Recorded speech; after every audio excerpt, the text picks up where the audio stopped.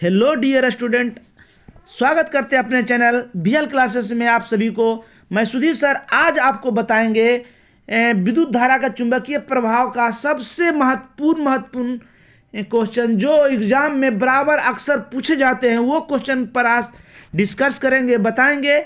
आप एक बार इस वीडियो को देखिएगा, उसके बाद क्योंकि इसमें सिर्फ भाषा लिखना है, भाषा का प्रयोग करना है। इसमें जो है मतलब कि गणित का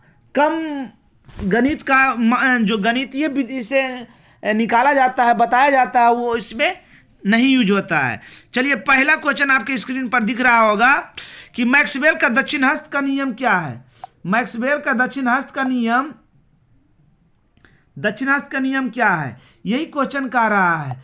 ध्यान दीजिए क्या कह रहा है कि जब किसी धारावाही चालक तार, धारावाही माने जिस तार से विद्युत धारा प्रवाहित होती है वो धारावाहिक चालक तार हुआ, को दाएं हाथ की मुट्ठी से इस प्रकार पकड़ा जाता है कि अंगूठा धारा की दिशा, ऑब्जेक्टिव में पूछता है, ये बराबर होता है कि मैक्सवेल साहब जो है वो बताए थे अंगूठा क्या बताता है, अंगूठा जो है धारा की दिशा, और चारों अंगुलियां जो बताता है क्षेत्र की बल रेखाओं की दिशा को दर्शाता है।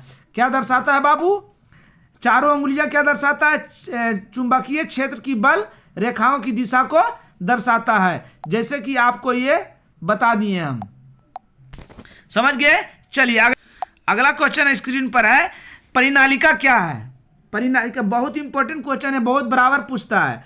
याद रखो यार कि कोई कुंडली है और उसमें तार लपेट जो रहे हैं, यही परिनालिका है। क्या है?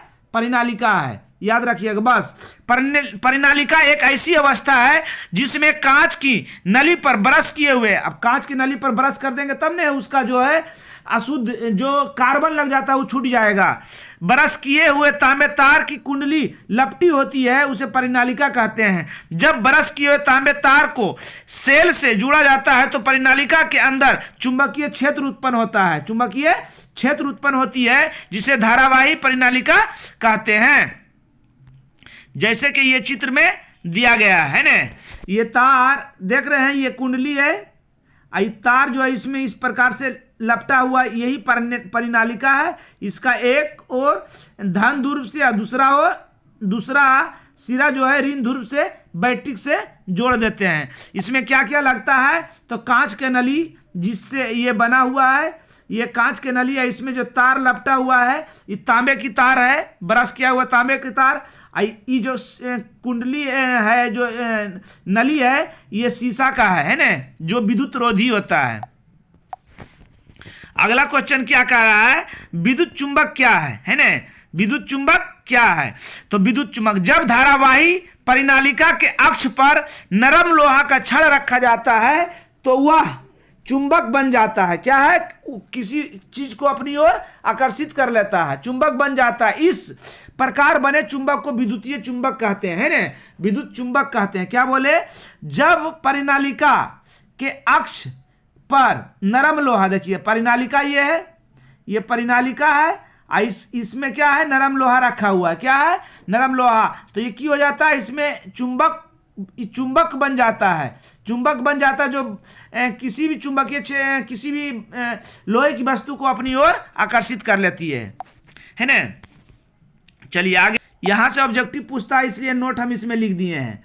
यहां से बराबर ऑब्जेक्टिव पूछता है कि नरम लोहा के छड़ के द्वारा अस्थायी चुंबक बनता है, और क्या कह रहा है, जब धारावाही परिनालिका के अक्ष पर इस्पात का छड़ रखते हैं तो क्या बनता है? अस्थायी चुंबक। क्या? नरम लोहा से अस्थायी चुंबक, इस्पात से अस्थायी चुंबक का निर्माण होता है। समझ गए हमारी बात को? अगला नोट में है, परिनालिका के द्वारा उत्पन्न चुंबकीय क्षेत्र निम्नलिखित शब्दों पर निर्भर करता है। नंबर 1, विद्युत धारा के मान में वृद्धि करने, ऑब्जेक्टिव पूछता है, ये बराबर ऑब्जेक्टिव दोनों पूछेगा। नरम लोहा क्या कहें? नरम लोहा अस्थाई और इस्पात अस्थाई है ना। नरम लोहा अस्थाई, इस्पात अस्थाई, इस्पात में भी आधा सा, अस्थाई में भी आधा सा। क्या बोले? इस्पात में भी आधा सा, अस्थाई में भी आधा सा। 2 नंबर में क्या है कि परिनालिका के द्वारा उत्पन्न चुंबकीय क्षेत्र निम्नलिखित शब्दों पर निर्भर करता है। विद्युत धारा के मान में वृद्धि होगा तो धारावाही परिनालिका का चुंबकीय क्षेत्र भी बढ़ेगा। जितना धारावाही मान में वृद्धि होगा चुंबकीय क्षेत्र बढ़ेगा। धारा जितना बढ़ाएंगे उसका क्षेत्र उतना बढ़ेगा। जैसे एगो घारा वाला लाइनिया पर करंट उसके नज़दीक में रखते तो नहीं पता चलता है, उससे ज़्यादा वाला में रखिएगा उतना दूरी पर तो झटका देगा। और जो गांव के कोई गांव के किनारे देखते हैं बड़ा बड़ा पोल जाती है, अगर उसके नज़दीक में कुछ मीटर तक कहता है जाने से वो अपना और आकर्षित करके वो जला देता है। तो जितना जाएगा धारा, जितना मान विद्युत धारा बढ़ेगा उसका क्षेत्र भी बढ़ेगा। तार के फेरों की संख्या बढ़ने से चुंबकीय क्षेत्र बढ़ता है। अब सोचने वाली बात है कि इसमें जितना तार बढ़ाएंगे है ना, जितना इसमें तार बढ़ाएंगे ये क्यों होगा, उतना क्षेत्र ले रहा है। यहाँ पर छोटा क्षेत्र ले रहा था, यहाँ कितना ले रहा है, बड़ा क्षेत्र ले रहा है ना। नरम लोहा का छड़ अक्ष पर रखने से चुंबकीय क्षेत्र की शक्ति बढ़ती है। क्या होती है, बढ़ती है। अगला क्वेश्चन है, बहुत इंपॉर्टेंट क्वेश्चन ये भी है, फ्लेमिंग के वामहस्त नियम। फ्लेमिंग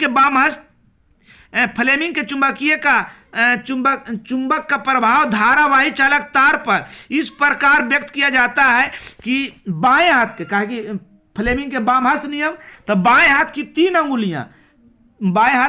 अंगुलियां अंगूठा, मध्यमा, तर्जनी और अंगूठा को इस प्रकार लंबवत फैलाया जाता है। लंबवत माने समकोण पर, समकोण एकदम सीधा होना चाहिए। लंबवत फैलाया जाता है कि मध्यमा धारा की दिशा, याद रखिएगा मध्यमा बिचला जो है वो धारा की दिशा। तर्जनी चुंबकीय क्षेत्र, तर्जनी क्या है, चुंबकीय क्षेत्र। और अंगूठा धारावाही चालक तार पर लगने वाले बल की दिशा को दर्शाता है। यही फ्लेमिंग के वामहस्त नियम है। ये एकदम बारीकी से याद रखिएगा। फिर से सबसे ज्यादा जो है हमारा अंगुली में देखिए सबसे ज्यादा आपका काम करेगा तर्जनी, जिसको हम लोग अंगूठा के बगल में जो कहते हैं, वो ज्यादा अथी करता। तो जितना वो काम अथी करेगा वो उतना वो क्या है, उतना क्षेत्र में अथी कर रहा है। तो तर्जनी हो गया क्षेत्र, तर्जनी क्या हो गया, क्षेत्र हो गया। और अंगूठा क्या हो गया, धारा पर लगने वाले बल। मध्यमा धारा की दिशा, कहा कि धारा की दिशा ज्यादा, बिचली अंगुलियां ज्यादा इधर उधर नहीं होता है ना। अगला देखिए,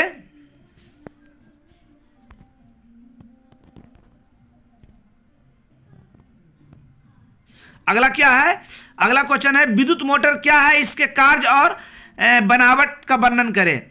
विद्युत मोटर एक ऐसी युक्ति जो विद्युत ऊर्जा को यांत्रिक ऊर्जा में रूपांतरित करता है। देखो इसको समझाते हैं। विद्युत मोटर, मोटर जो लगा रहता है, कहां लगा रहता है, विद्युत मोटर कहां लगा रहता है, पंखा उंखा में। क्या है, पंखा में।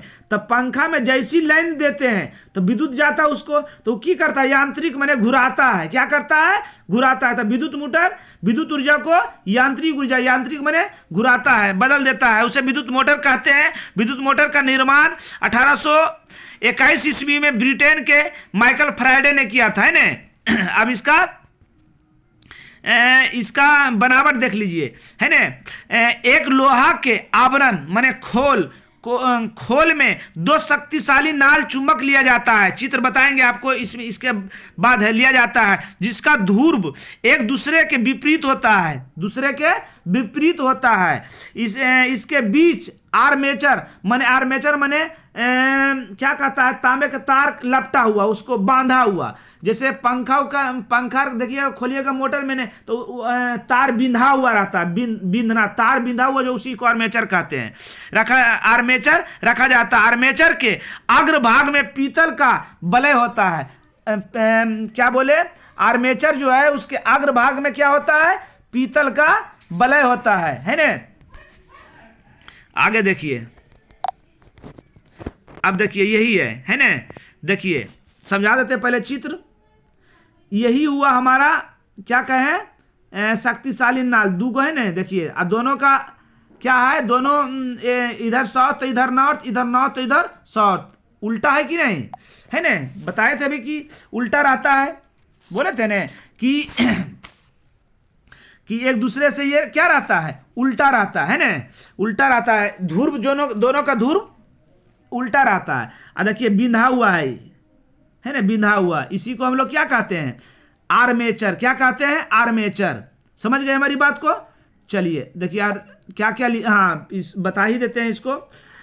दो शक्तिशाली नाल है, चुंबक है जो इसको जो है ना जो है हमारा आर्मेचर, इसको बांधे हुए रखता है, पकड़ के रखता है ताकि हिले डोले नहीं, नाचने के बाद हिले डोले नहीं।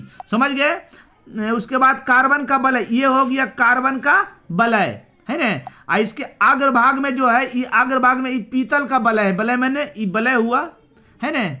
और ये क्या हुआ, पहिया, ये पहिया घुराएगा इसको तो ये घूरने लगता है। समझ गए हमारी बात को। चलिए अब पढ़िए इसको। बलय कार्बन के ब्रश से सटा होता है, क्यों, क्योंकि उस पर कार्बन ना लगे, उसको झाड़ते रहे है ना, सटा होता है। कार्बन का ब्रश चालक तार से जुड़ा होता है। जब इसमें विद्युत धारा प्रवाहित किया जाता है तो फ्लेमिंग के वामहस्त नियम, इस पर फ्लेमिंग के वामहस्त नियम के अनुसार आर्मेचर वामवर्ती दिशा में, बायां दिशा में है ना, वामवर्ती दिशा में, यहाँ देखिए किस दिशा में घूर रहा है, यहाँ बता दिए हैं, अभी चिन्ह भी दे दिए हैं। वामवर्ती दिशा में घूमने लगता है। इसे जुड़ा हुआ पहिया भी गतिशील हो जाती है। देख लीजिए इसका काम क्या है, कार्य क्या है। विद्युत मोटर के द्वारा पहिया को गति में लाकर अनेक प्रकार की कार्य करता है। विद्युत मोटर का सिद्धांत, विद्युत मोटर का सिद्धांत विद्युत मोटर फ्लेमिंग के वामहस्त नियम, विद्युत मोटर फ्लेमिंग के वामहस्त नियम पर आधारित है। यह विद्युत ऊर्जा को यांत्रिक ऊर्जा में, बोले ने कि जैसी करंट दीजिएगा वो नाचने लगेगा, विद्युत ऊर्जा को यांत्रिक ऊर्जा में परिणत कर देता है, बदल देता है ना, बदल देता है। चलिए आगे आइए। आगे क्या है, विद्युत चुंबकीय प्रेरण क्या है। विद्युत चुंबकीय प्रेरण किसी कुंडली के सतह से चुंबक खींचना, अपनी ओर आकर्षित करना, सतह से पार करने वाली चुंबकीय बल रेखाओं की संख्या में परिवर्तन होने के कारण विद्युत वाहक बल प्रेरित होती है। क्या होता है, क्या बोले फिर से, किसी कुंडली की सतह से है ना, इसका आगे क्या लिखा हुआ था, किसी कुंडली की सतह से पार करने वाली चुंबकीय बल, उस सतह से पार करने वाली चुंबकीय बल रेखाओं की संख्या में परिवर्तन होने के कारण विद्युत वाहक बल प्रेरित होता है। तो इस प्रकार प्रेरण की घटना को विद्युत चुंबकीय प्रेरण कहते हैं। अगला क्वेश्चन है लेंज के नियम है ना। लेंज वैज्ञानिक के नाम थे। 1835 ईस्वी में लेंज ने विद्युत चुंबकीय प्रेरण सिद्धांत इस प्रकार नियम दिया। किसी चालक कुंडली से विद्युत चुंबकीय फ्लक्स के परिवर्तन से विद्युत धारा निकलती है। क्या निकलती है, विद्युत फ्लक्स से विद्युत धारा निकलती है। यह धारा जिसके कारण प्रेरित होती है वह उसका विरोध करता है, उसको रोकता है ना। अगला क्वेश्चन आ जाइए। फ्लेमिंग के दक्षिण हस्त नियम, आगे बताए थे बाम हस्त नियम, ये दक्षिण हस्त, बायां हाथ अपनी दक्षिणी हाथ पर। फ्लेमिंग के चुंबकीय प्रेरण के निकलने वाली धारा को अपने नियम में इस प्रकार व्यक्त किया कि दाएं हाथ की 3 अंगुलियां, मध्यमा, तर्जनी और अंगूठा इस प्रकार लंबवत फैलाया जाता है कि तर्जनी चुंबकीय क्षेत्र, अभी तर्जनी आ गया चुंबकीय क्षेत्र, उसमें भी चुंबकीय क्षेत्र की दिशा, उसमें भी वही था। अंगूठा धारा की गति की दिशा, अंगूठा उसमें धारा की दिशा जो बता रहा था वो मध्यमा था, इसमें अंगूठा धारा की गति की दिशा और मध्यमा चालक तार में प्रेरित धारा की दिशा को व्यक्त करता है ना। चलिए आगे आ जाइए। डायनमो क्या है या कितने प्रकार के होते हैं, है ना। डायनमो क्या है या कितने प्रकार के होते हैं, सचित्र वर्णन करें, मतलब चित्र के साथ वर्णन करें। डायनमो कहां लगल रहता है, समझ रहे हैं। डायनमो कहां लगल रहता है, जनरेटरवा में डायनमो लगल रहता है तो कैसे होता है, क्या कैसे काम करता है। दीदी या भैया के शादी में आता है तो उसमें तेल डाल के उसको क्या करते हैं, नचाते हैं, स्टार्ट करते हैं। जैसे ही नचाते हैं मतलब यांत्रिक होता है तो सटाक सा उससे तार जो निकला रहता है इससे विद्युत करंट निकलने लगता है ना।